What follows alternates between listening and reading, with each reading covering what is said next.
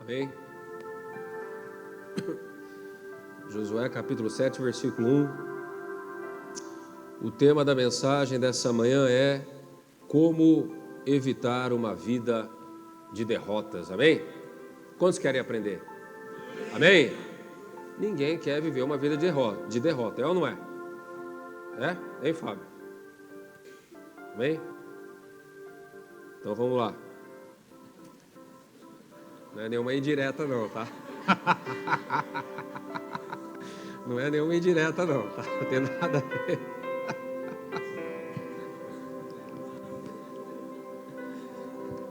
Mas se alguém sentir no coração de orar por ele, pode orar, amém? Josué capítulo 7, versículo 1 diz assim: Os filhos de Israel, porém, foram infiéis no tocante às coisas condenadas. Acã, filho de Carme, filho de Zabde, filho de Zerá, da tribo de Judá, tomou das coisas condenadas, e assim a ira do Senhor se acendeu contra os filhos de Israel. Ora, enviou Josué de Jericó alguns homens a Ai, que está junto a Bet-Aven, a oriente de Betel. Eles disse: Subi e espiai a terra. Então subiram aqueles homens e espiaram a Ai. Quando voltaram a Josué, lhe disseram: Não suba todo o povo, suba uns 2, 3 mil homens para ferir a Ai. Não canses ali todo o povo, porque há poucos habitantes. Assim, subiram do povo para lá uns 3 mil. Quantos? 3 mil. Os quais fugiram diante dos homens de Ai, que feriram deles uns 36. Perseguiram-nos desde a porta até Sebarim e os derrotaram na descida. E o coração do povo se desanimou e se tornou como água. Amém? Queridos, quando nós olhamos para o início do livro de Josué, nós vemos ali um homem chamado por Deus para substituir Moisés, que havia morrido. Nós vemos ali um homem ouvindo a voz de Deus. E no primeiro desafio que ele tem, que é derrotar a primeira cidade ali da terra de Canaã, depois do Jordão, que era Jericó. E nós vemos ali Josué, fazendo a coisa certa, se consagrando a Deus, fazendo o povo de Israel se consagrar a Deus, recebendo direção de Deus, e ele toca ali as trombetas, os sacerdotes, o povo dá um grito, as muralhas caem, e Josué invade a primeira cidade de uma maneira muito poderosa, de uma maneira muito gloriosa. E Deus dá uma direção para Josué: Josué, tudo que vocês encontrarem ali, tudo que vocês encontrarem naquela cidade será consagrado ao Senhor. Tudo aquilo que é ouro, que é prata, que é ferro, que é bronze, tudo que vocês encontrarem na cidade será consagrado ao Senhor. E um homem, Acã, não ouviu, mas o obedeceu, e ele acabou ali pegando ali algumas coisas, escondeu na sua barraca. E Josué, então, sem saber de nada, vai para a próxima batalha, para a próxima cidade. E a próxima cidade qual que é? É Ai, uma cidade pequena, uma cidade com poucos habitantes, uma cidade que não tinha muralhas, uma cidade fraca. Tanto que os espias falaram assim: olha, não canse todo o exército lá, manda só uns 3 mil soldados, manda pouca gente lá, e já vai ser o suficiente, porque são poucos habitantes ali, e eles vão para a guerra, 3 mil homens. E a Bíblia diz que eles são derrotados na batalha. Desses 3 mil, 36 morrem, 36 pessoas perderam a vida. E eles voltaram derrotados, E a Bíblia diz que o coração do povo se desanimou, né? E ficou como água, né? Diz o texto aqui. Se derreteu como água. E o que nós podemos, meus amados, aprender com essa história? Em primeiro lugar, a Bíblia diz aqui, no versículo 1: os filhos de Israel, porém, foram infiéis no tocante às coisas condenadas. Tem alguma coisa que é condenada por Deus que ainda faz parte da sua vida? Tem. Se tem, você tem que tirar do teu meio, do teu coração, da tua casa, da tua vida, né? Aquilo que Deus condena, nós também condenamos.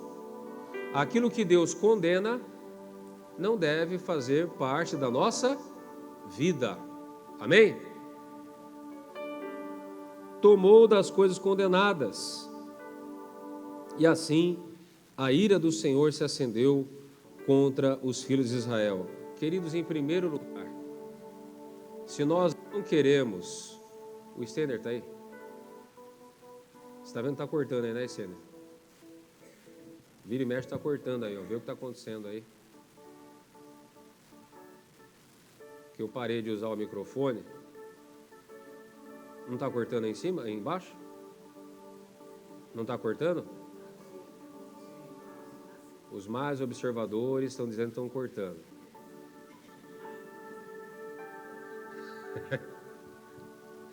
Está cortando sim, eu estou vendo aqui que está cortando. Cortou 2 vezes já.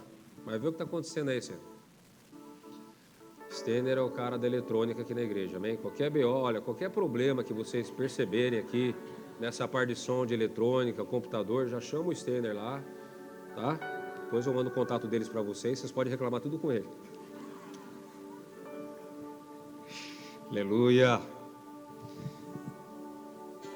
Se você não quer ter uma vida de derrotas, meus amados, em primeiro lugar, você tem que evitar, você tem que tirar o pecado na sua vida. Amém? O crente que vive no pecado, ele vai ser um crente derrotado. Não tem como. Não tem como. Olha o que a Bíblia diz. Hebreus capítulo 12, versículo 1 e 2. Hebreus 12, 1 e 2. Portanto, também nós, visto que temos a rodear-nos tão grande nuvem de testemunhas, livremo-nos de todo o peso e do pecado, que tão firmemente se apega a nós. Olha só o que o escritor de Hebreus fala. Nós temos que nos livrar do pecado que tão firmemente se apega a nós. O que isso quer dizer, queridos? Que é fácil se livrar do pecado? Sim ou não? Não. Não é fácil.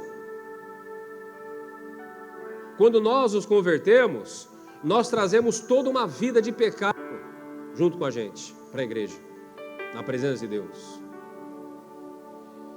Existem pecados que a gente tira de letra, né? A gente já para de pecar rapidinho, tal, né? Bem tranquilo. Mas existem alguns pecados que nós trazemos do mundo quando nós nos convertemos, que parece que está aqui, ó, arraigado na alma. Está preso aqui, ó. Não é só um pecado na carne, externo. Está aqui na alma. Está vendo? Deus permitiu que cortasse feio assim para todo mundo perceber que está cortando. A pilha é nova. Eu não economizo com pilha, eu não ligo para essas coisas. Se tiver que comprar pilha nova, mais cara que tiver, eu compro. Eu não ligo para dinheiro. Eu não ligo para dinheiro.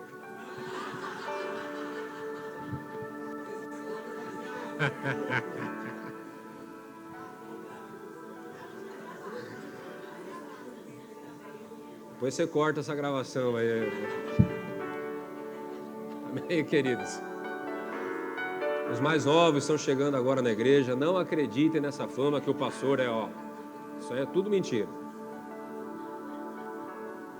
Então, queridos, como eu estava dizendo, existem pecados que, estão agarrados aqui na alma. E que nós temos que talvez orar mais, jejuar mais, lutar mais, para se desvencilhar desses pecados. Porque se a gente, eu tinha 10 pecados na minha vida, eu me livrei de 9, mas aquele um vai te atrapalhar. Ou como diz a Igreja Católica, né? Os 7 pecados capitais. Eu me livrei de 6 pecados capitais, mas ainda tem um. Pois é, esse um vai te atrapalhar, vai trazer derrota para a tua vida, porque é tudo que o inimigo precisa para entrar na sua vida.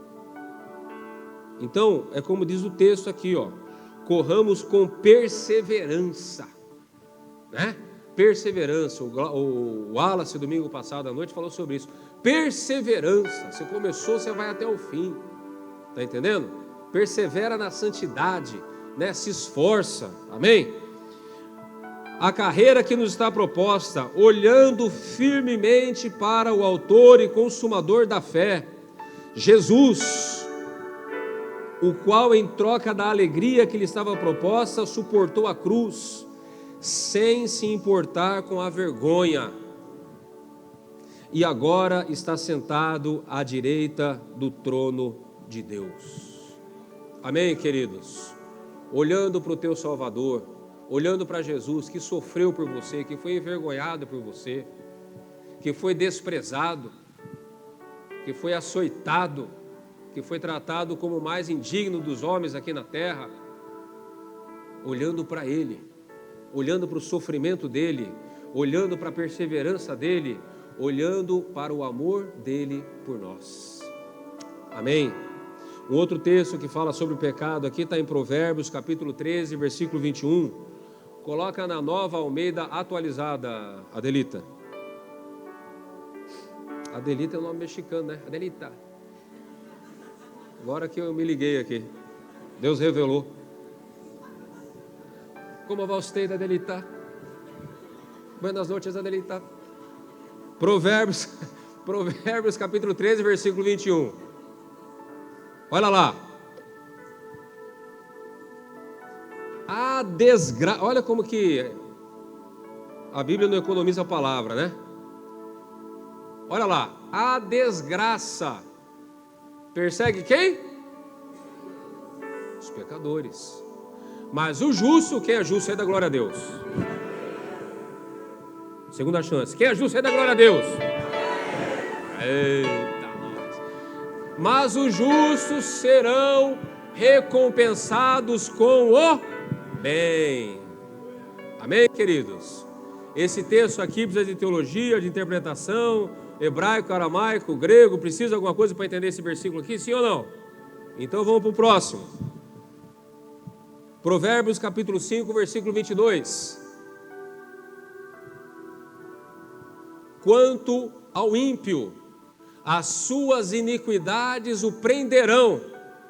Fala de uma vida amarrada, fala de uma vida presa. E com cordas do seu pecado será detido. Olha só, o poder negativo, o poder espiritual que o pecado tem na vida de uma pessoa. Ele prende, ele amarra, ele impede a pessoa de avançar, né? De alcançar seus propósitos, de alcançar os seus alvos, de alcançar a sua verdadeira paz, a verdadeira alegria, a verdadeira felicidade, a vitória do Senhor. Ele prende, ele amarra, né? Isso é o que é? O pecado. Então, queridos, que fique bem claro aqui, em primeiro lugar, é o ponto principal. Você não pode permitir que o pecado faça parte da sua vida.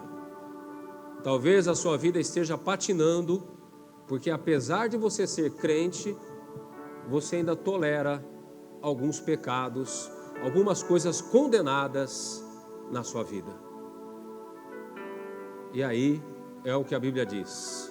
Ele te amarra, ele te prende, ele impede você de ter uma vida plena em Cristo Jesus. Amém? Em segundo lugar, Aliás, só para terminar essa parte aqui, o Josué capítulo 7, versículo 13.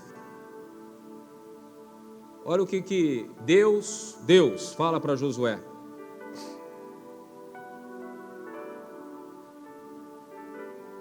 Levanta-te e santifica o povo e dize: santificai-vos para amanhã, pois assim diz o Senhor, o Deus de Israel: coisas condenadas há no meio de ti, ó Israel. Não poderás, olha como que Deus ele é bem claro com Josué, não poderás resistir aos teus inimigos, enquanto não tirares do teu meio as coisas condenadas. Então não adianta você, fazer um monte de coisa, mas ainda permitindo que coisas condenadas por Deus, coisas condenadas na palavra, pecados, ainda façam parte da sua vida. Não vai virar. Você pode fazer de tudo, não vai acontecer. Amém? Segundo lugar, o texto aqui, diz, não mande soldados, não mande todo o exército para lá, lá é uma cidade pequena, não tem muralha, não tem nada, não precisa mandar todo o exército, Josué, o povo lá é fraco, a cidade lá é fraca, manda só uns 3.000 lá e boa. Em segundo lugar, não subestime o poder do inimigo, Josué capítulo 7, versículo 3, não suba todo o povo, não canse ali todo o povo, porque há poucos habitantes. Não subestime o poder do inimigo. Abra sua Bíblia em Êxodo capítulo 7, versículo 10 ao 12, vamos ler. Êxodo capítulo 7, versículo 10 ao 12. O poder de Satanás no Egito, olha só. Então Moisés e Arão foram a Faraó e fizeram assim como o Senhor ordenara. E lançou Arão a sua vara diante de Faraó e diante dos seus servos e tornou-se em serpente. E Faraó também chamou os sábios e os encantadores e os magos do Egito fizeram também o mesmo com os seus encantamentos, porque cada um lançou a sua vara e tornaram-se em serpentes. Gente, isso aqui é macumbaria da brava, hein? Mas a vara de Arão tragou as varas deles. Querido, a gente lê a Bíblia, às vezes a gente lê a Bíblia como um conto de fadas, não para pensar no que está acontecendo, Vitor? Vai lendo lá, Moisés jogou a vara, não tem nenhuma vara aqui, vou jogar aquela guitarra, aquele baixo ali, brincando. Jogou, vai isso aqui mesmo. Jogou no chão lá, jogar devagar para não quebrar, que deve custar caro. Jogou ali, Querido, vocês imaginam?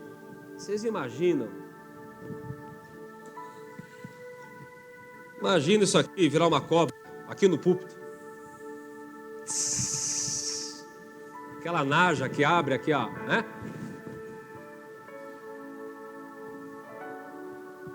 Moisés, Arão, pá! A serpente levantou ali, ó.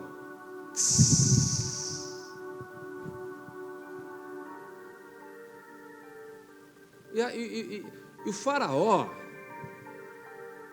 eu achei a atitude do faraó, eu achei estranha, porque ele não ficou assim. A Bíblia não fala que ele ficou, nossa, esse Moisés é do poder mesmo, tal, meu Deus, vou ter que libertar o povo do Egito. O faraó, ele não ficou admirado, surpreso, apavorado. Ele falou, pera aí, Moisés, pera aí. É a réplica agora. Chamou os magos, os encantadores. Os encantadores vão lá. Qual o problema? que Moisés fez? Jogou o bordão, jogou o cajado no chão, virou cobra. Dá para igualar?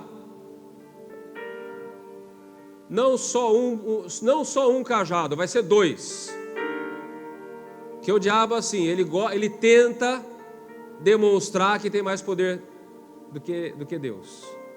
Não vai ser um só não, vai ser 2. Deixa quieto. Aí eles jogam os 2 lá. E os 2 viram cobra também. Aí se eu fosse o Moisés, se eu fosse o Arão, eu ia falar, ixi, igual em tortura. Deixa eu aqui no canto fazer uma oraçãozinha rápida aqui com Jeová. E agora, Jesus? Né? Porque os magos fizeram a mesma coisa. No livro do nosso glorioso Fábio, que ele vai lançar, o pior rei de Acabe, Israel, o pior rei de Acabe é dose, hein? O pior rei de Israel, o profeta Elias, ele propõe um desafio lá para os seguidores de Baal. Nós vamos levantar o altar aqui e o Deus que derrama fogo, esse vai ser o verdadeiro Deus. E os profetas de Baal aceitaram. Agora, queridos, por que eles aceitaram? Por que o faraó chamou os magos e falou, pera aí, vamos ver esse negócio direito? Por que os profetas de Baal aceitaram o desafio de Elias?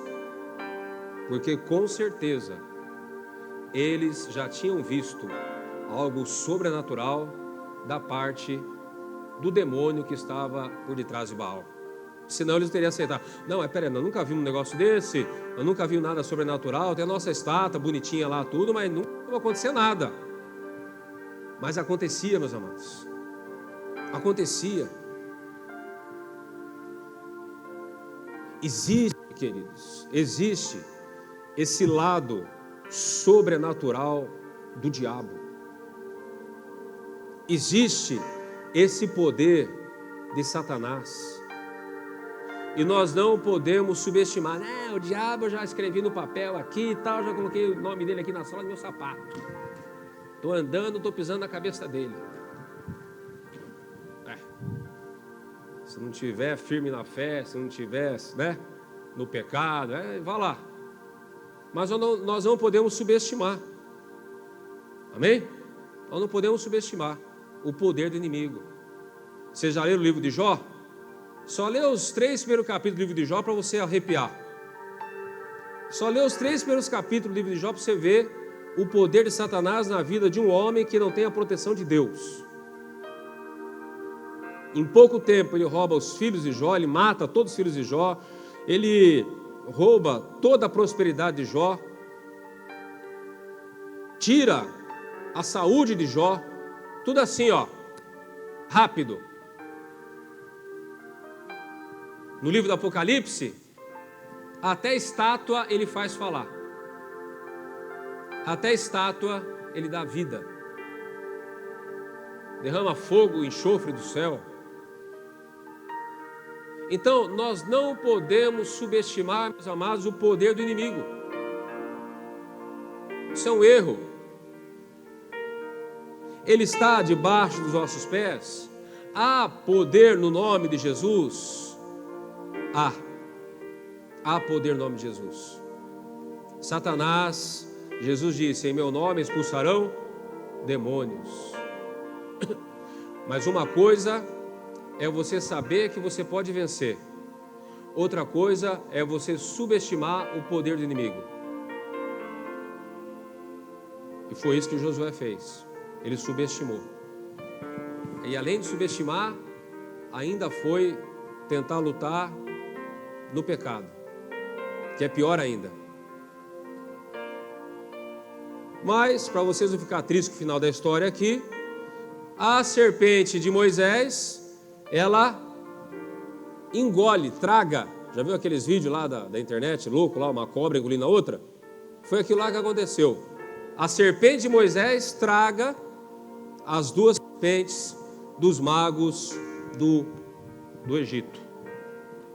E a serpente de Moisés, quem apostou nela ganhou, né? Porque ela venceu a batalha. Mas olha só, meus amados, que coisa interessante. Como é que pode jogar um pedaço de pau no chão e fazer virar cobra? E até a terceira praga do Egito, a primeira, a segunda, até a terceira, os magos do Egito conseguiram fazer a mesma coisa. Moisés fez virar sangue, vamos fazer a água virar sangue também. E assim foi, todas as pragas. Todas não, até a terceira. Depois chegou uma hora que eles reconheceram que realmente Deus é mais. Mateus capítulo 4, versículo 1. A tentação de Jesus no deserto. Quem apareceu no deserto para Jesus? Fala para mim. Foi Maria? Foi Abraão? Foi Judas? Quem foi? Foi o diabo. E o diabo, né, apareceu para Jesus no deserto. E lá em Mateus capítulo 4, no versículo 5, diz assim: então, Mateus 4, 5. Então o diabo o levou à cidade santa e o colocou sobre a parte mais alta do templo. Vamos entender esse texto, queridos?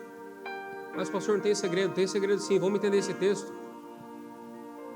Jesus, ele estava na onde? No deserto.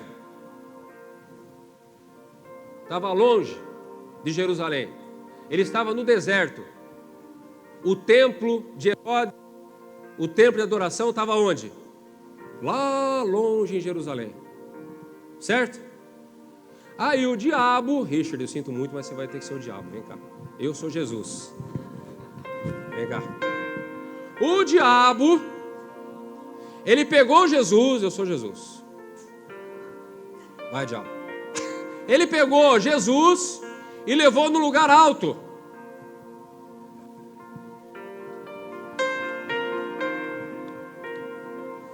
No lugar mais alto do templo. Agora pode soltar, né? Aí o diabo falou para mim. Agora quero ver se o Richard é bom de Bíblia. Aí o diabo falou para mim.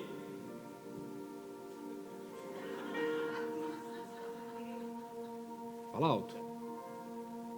Se atire daqui, porque o Senhor dará ordem aos seus anjos para te sustentar. Você escapou dessa, hein, Richard? Glória a Deus, hein? Lança-te daqui abaixo, porque está escrito: aos seus anjos dará ordem a teu respeito. Pergunto para vocês, igreja, se Jesus tivesse pulado, ele ia morrer ou não?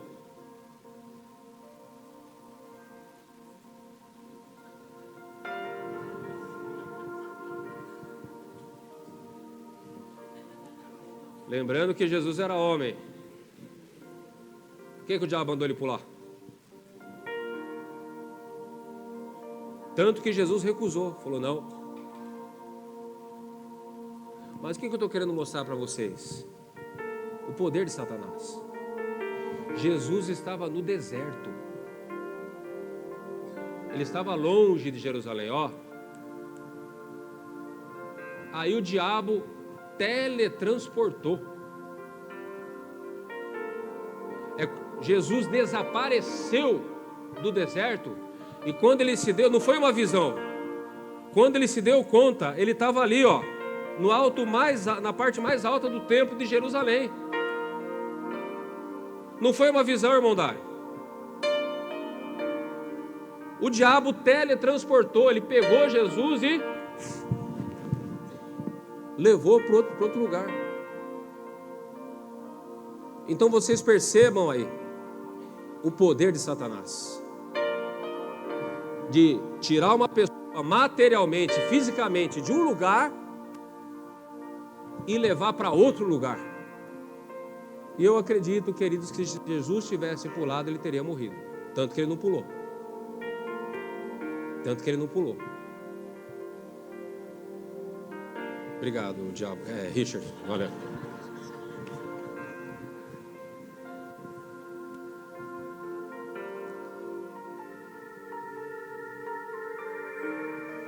Então, queridos,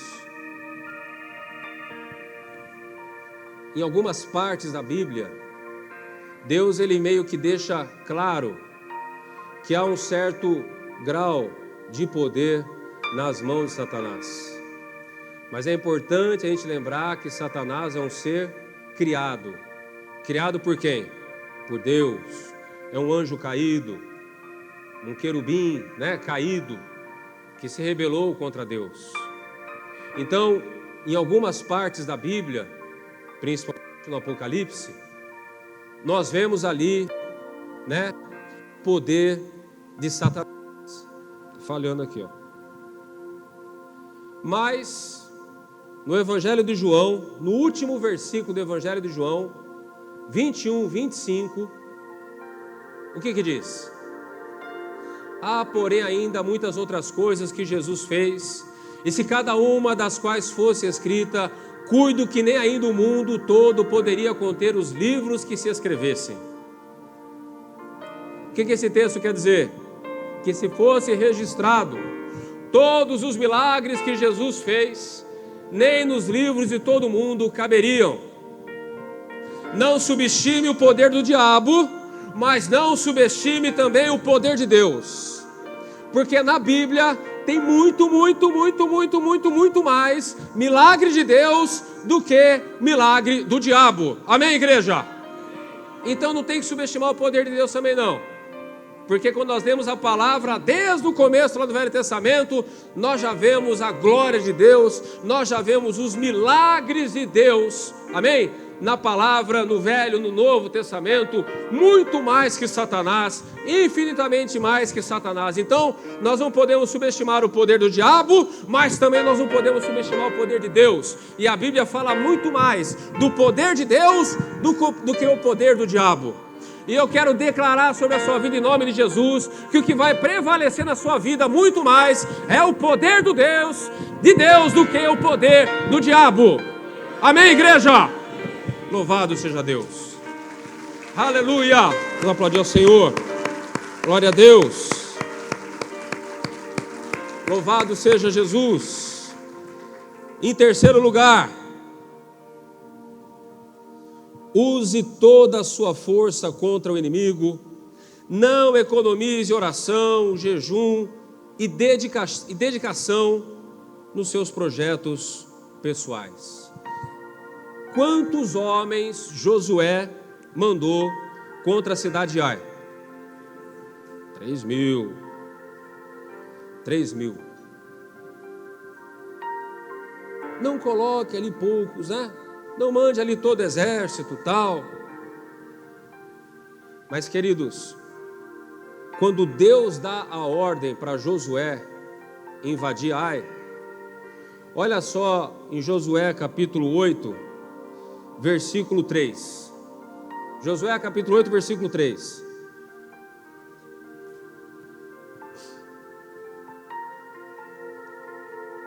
Então levantou-se Josué e toda a gente de guerra para subir contra Ai. E escolheu Josué, quantos homens? Quantos homens? 30.000. Percebe a diferença? Na primeira Josué mandou quantos? 3. Na segunda, 30.000. 10 vezes mais. Querido, você tem que se esforçar, você não pode economizar energia se você quer ser o vitorioso na sua vida. Que diz respeito à área espiritual, se tiver que orar, você está orando não sei quanto tempo, mas o negócio não está acontecendo, ora mais. Ah, pastor, eu não gosto de jejuar, mas você vai ter que jejuar. Ou você se dedica, ou você concentra toda a sua energia nessa batalha, ou você vai ser derrotado pelo diabo. Se você quer ter vitória na sua vida, querido, você tem que se esforçar. Você tem que batalhar, sabe? A sua espada, ela tem que estar toda manchada de sangue. Quem luta com espada limpa não vence batalha. Amém? Você tem que olhar para a tua espada e ver sangue na tua espada. Se a sua espada não estiver encharcada de sangue, você não está lutando para valer. Você não está dando o melhor de si. Eu oro 10 minutos por dia. Meu querido, pelo amor de Deus, eu estou jejuando beterraba, brócolis e jiló. O sangue de Jesus tem poder. Entendeu? Tem que ter dedicação, tem que ter esforço, tem que crucificar a carne. Projetos pessoais. Quer entrar numa faculdade complicada, difícil? Então estuda. Você tem um projeto pessoal na sua vida de trabalho, profissional, para sua família, então se esforça. Não se conquista, queridos, não se conquista nada que tenha valor sem esforço. Se você quer conquistar algo na sua vida que tem valor, tem que ter esforço.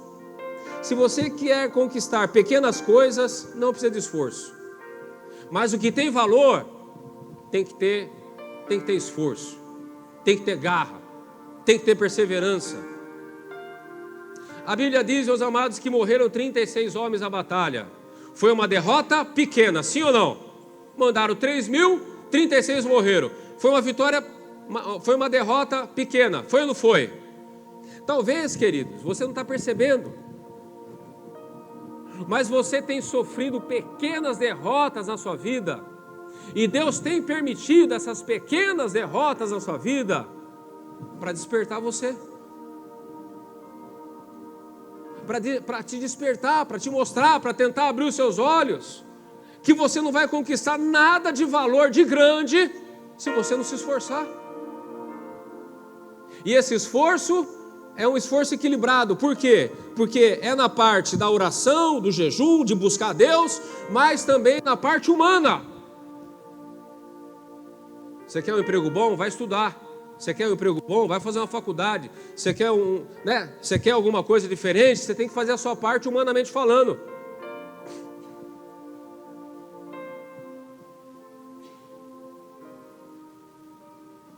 Qual que é o nosso problema? Comodismo, preguiça. Que nem diz lá em Provérbios, um pouco para dormir, um pouco para descansar, um pouco para tosquenejar. E quando você não der conta, um ladrão virá a ti armado. Então, queridos, diga assim: eu tenho, para valer agora, eu tenho que me esforçar mais para conquistar grandes coisas em Deus na minha vida. Amém? Tem que ter garra, tem que ter energia, tem que perseverar, tem que ter força, Tem que ter perseverança, senão não adianta. Em quinto lugar, o coração do povo se tornou como água, uma oração ou um lamento misturado com reclamação. Josué capítulo 7, versículo 5 diz assim, ou melhor, no final do versículo, no versículo 5 diz: e o coração do povo se desanimou e se tornou como água. Versículo 7: então Josué rasgou as suas vestes e se prostrou com o rosto em terra perante a arca do Senhor até a tarde.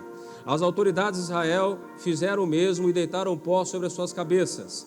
Disse Josué: Senhor Deus, aí começa o lamento, por que fizeste esse povo atravessar o Jordão, para nos entregares às mãos dos amorreus, para nos fazeres perecer? Quem dera nós tivéssemos contentado em ficar do outro lado do Jordão.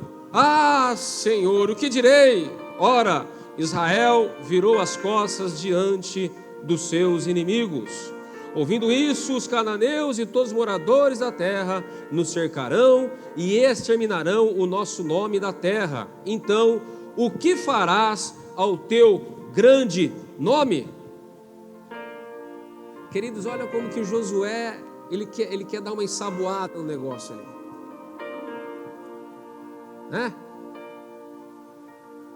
Ai, meu Deus, por que o Senhor nos trouxe para cá? Por que o Senhor nos trouxe para a terra prometida? Para ser humilhado, para ser derrotado aqui pelos amorreus? Era melhor ter ficado do outro lado do rio do Jordão. Nos trouxe aqui para a gente morrer? Para a gente ser derrotado pelo inimigo? E o povo tudo chorando, tudo ali, né? E depois Josué fala assim: Senhor, os inimigos nos cercarão, nós seremos exterminados, e o teu nome, como que vai ficar o teu nome? Porque nós somos conhecidos como povo de Deus. Como vai ficar o teu grande nome? O que farás ao teu grande nome? Olha só a chantagem espiritual. Deus, se o Senhor é Deus, o Senhor tem que fazer uma coisa na minha vida. Porque senão, como é que vai ficar, né? Senão a pessoa vai falar que ser crente não adianta, que a igreja não tem poder, que Jesus não tem poder. O Senhor tem que fazer uma coisa na minha vida. Ai, meu Deus, estou desempregado faz 1 ano. Ai, meu Deus, minha mulher está querendo largar de mim. Ai, meu Deus, meus filhos não olham na minha cara. Ai, meu Deus, meu nome está sujo no SPC. Ai, meu Deus, ai, meu Deus. E a gente tem mania de ficar chorando ali, né? E tagarelando, não é nem oração, é lamentando na presença de Deus. Mas olha só a resposta de Deus. Olha o versículo 10. Josué 7,10 diz assim: disse o Senhor a Josué: levanta-te. Já engrossa o negócio, já. Levanta-te, porque estás prostrado. Para com essa oração besta. Israel pecou, violou a minha aliança, fez tudo errado e quer ter vitória. E muitas vezes, queridos, é isso que acontece com a gente, infelizmente. A gente está fazendo tudo errado e vai orar lamentando que está dando tudo errado, mas também está fazendo tudo errado. E aí, queridos, essa oração aí, muitas vezes você vai levar um puxão de orelha de Deus. Deus vai falar: eu vou te abençoar então. Levanta, porque está prostrado e chorando. Pratica a palavra, faz a coisa certa que eu vou te abençoar. Está com a vida toda errada aí, quer que dá tudo certo? Que negócio é esse? Fica aí chorando, mas na hora de lutar contra a carne, contra o pecado, fica aí. É que Deus está falando para Josué: vocês violaram a lei, vocês pecaram, quebraram a minha aliança, tomaram das coisas condenadas, furtaram, mentiram, e quer ter vitória? Quer que dá tudo certo? Então, queridos, muitas vezes nós estamos cobrando a Deus de algo que nós temos que mudar na nossa vida. Você está cobrando um agir de Deus, onde as suas atitudes não cooperam para o agir de Deus. Meu casamento é uma água. Por que o seu casamento é uma água? Por quê? Por que o seu casamento é uma água? Oh, meu casamento, Deus. Você está se comportando como um marido, um homem de Deus? Você está se comportando como uma mulher virtuosa? Está fazendo o que tem que fazer, o que a Bíblia diz, que a Bíblia manda fazer? Você está perseverando, está gastando energia? Você está, né, para fazer o seu casamento acontecer, para restaurar o seu casamento? Então, queridos, muitas vezes as nossas orações, elas não vão ter uma resposta assim, sabe, de Deus, a não ser uma exortação. Não adianta você cobrar a Deus por uma resposta, sendo que a sua vida não condiz com aquilo que Ele estabeleceu na sua palavra. É que nem aquele cara que empresta dinheiro do agiota, não paga, o agiota quer matar ele, e ele fica esperneando diante de Deus: Deus me livra da agiota, Deus me livra da agiota. Por que pegou o dinheiro da agiota? Agora não chama mais de agiota, né? Agora é outro nome, né? Esqueci o nome agora. Amém, queridos? Muitas vezes Deus vai falar assim para você: levanta, meu filho, age, corrige a tua vida, faz a coisa certa, e aí eu vou te abençoar. Amém? Antes de você reclamar e murmurar contra Deus, primeiro olhe para a sua vida. Amém? Caminhando para o final agora. Sexto lugar, Josué capítulo 8, versículo 4, diz assim. Vamos ler Josué capítulo 8, versículo 1. Só o começo. Então disse o Senhor a Josué. Amém? Agora Josué capítulo 8, versículo 3. Então,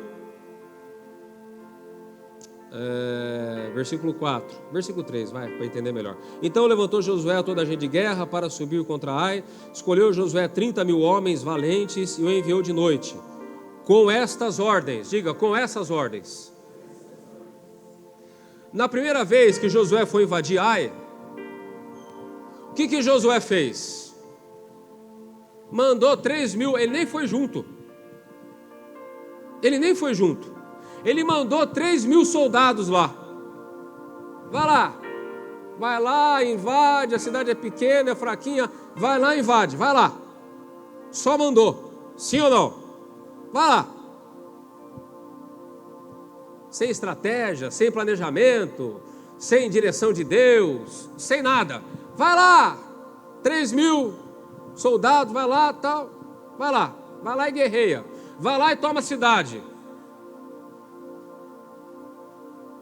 Mas a segunda vez que Josué vai para a batalha, a Bíblia diz, com essas ordens. Josué capítulo 8, versículo 4. Com essas ordens. E aí Deus fala para Josué: uma parte do exército vai ficar escondida, a outra parte do exército vai invadir a cidade. Aí vocês vão fingir que estão perdendo a batalha, vão correr da cidade e atrair o povo da cidade para fora da cidade. Aí quando o povo estiver fora da cidade, a outra parte do exército escondida vai atacar a cidade, vai tacar fogo na cidade. E aí quando o exército de Ai quiser voltar para socorrer a cidade, aí as duas frentes do exército cerca o inimigo, o exército de Ai, e vence a batalha. Então, queridos, o sexto ponto é o seguinte: a vida de muitas pessoas não está indo bem, e às vezes até andando para trás, por falta de planejamento, estratégias e direção de Deus. Querido, você tem que planejar a sua vida. A vida não é só comer, beber, trabalhar, pôr arroz e feijão na mesa e seja o que Deus quiser. Você tem que planejar o seu futuro. Você tem que orar pedindo uma direção de Deus para algumas áreas da sua vida, de como fazer. Você não pode viver a vida assim, né, acordando um dia de cada vez e seja o que Deus quiser. Até pega versículo da Bíblia: basta cada dia o seu mal, seja o que Deus quiser. Se Deus está comigo vai acontecer, se não está não vai acontecer, o diabo já está repreendido em nome de Jesus. Eu vou tocando barco, sem planejamento, sem, visualizar um futuro. O que você quer para o seu futuro? O que você quer para o seu futuro? O que você quer para o ano que vem?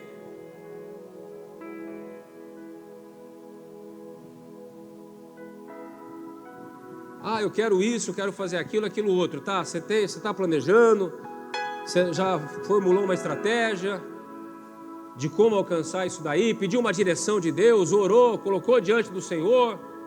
Ou você está vivendo ao léu, que nem aquele barco na água, açoitado pelas ondas, né, pelo vento? Aonde o vento bater, vai, né? Aonde o vento bater, vai.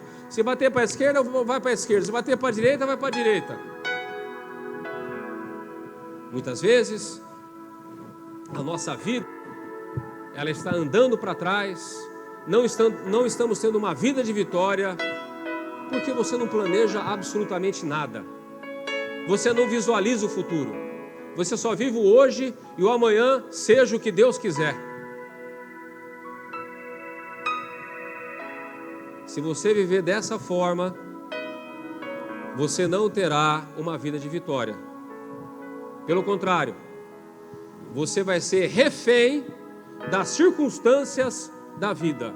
Porque quem não planeja, presta atenção, quem não planeja se torna refém das circunstâncias da vida. Quem planeja não é refém. Quem planeja não é pego de surpresa.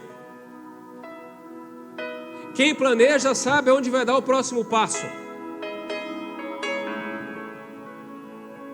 Quem planeja e se esforça vai alcançar um futuro maravilhoso em nome de Jesus. Amém, queridos? Vamos ficar de pé em nome de Jesus. Louvado seja Deus. Recebam aí essa palavra no coração. Depois vocês leiam a história aí de Josué, é melhor para vocês entenderem melhor. Talvez até Deus dê uma revelação a mais ainda para você, né? Então medita na palavra, amém? Mas agora eu quero que você feche seus olhos. E eu quero que você ore a Deus refletindo essa palavra no seu coração. Para aqueles que estão vivendo uma vida abençoada, de vitória, glória a Deus. Mas para você que não está terminando o ano bem, não está terminando o ano como gostaria que terminasse, como você gostaria que terminasse. Você que está vivendo uma vida de luta, de provação, de derrota, e não é de hoje que você está vivendo essa vida. Faz tempo já que você está na prova, que você está só enfrentando problemas. Ore a Deus agora e fala: Senhor, abre os meus olhos. Ore a Deus agora e fale para Deus: Deus, eu preciso me corrigir. Eu preciso de uma direção do Senhor. Meu Deus, eu sei que eu preciso me esforçar mais. O que está faltando na sua vida? Ou o que falta tirar da sua vida? Será que ainda tem alguma coisa condenada por Deus na sua vida? Que você precisa tirar, que você precisa remover? Esse pecado, como diz a Bíblia, ele tem amarrado você, ele tem impedido você de caminhar, de avançar. Enquanto o Ministério Louvor ministra esse cântico, eu quero que você ore a Deus, que você se coloque na luz dessa palavra e que você ore a Deus em espírito e em verdade nessa manhã, em nome de Jesus.